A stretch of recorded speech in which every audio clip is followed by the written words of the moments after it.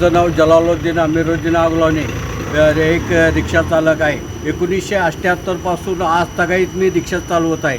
आणि या ठिकाणी आजची परिस्थिती बघितलं तर आता रिक्षा व्यवसाय भयंकर अडचणीमध्ये आहे. आणि रिक्षावाल्यांना पोटावर महामारीचा पोटावर मारण्यासारखं झालेलं आहे.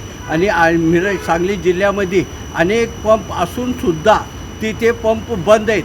की महेंद्र गो गॅस ऑटो LPG हा एकच पंप चालू आहे. तर त्यांचं जेवढं सहकार्य करतील तेवढं कमी आहे.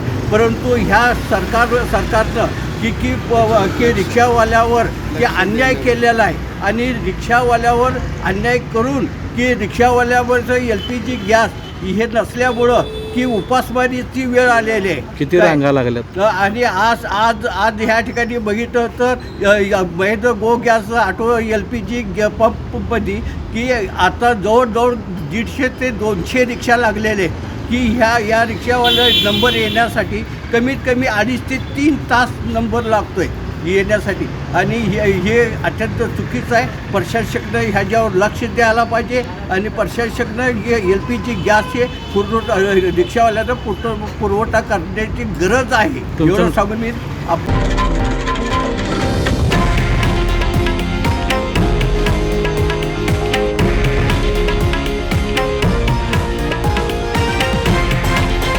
हे आहे देशातील नंबर 1 न्यूज नेटवर्क आणि आपण पाहत आहात TV9 मराठी, एकमेव.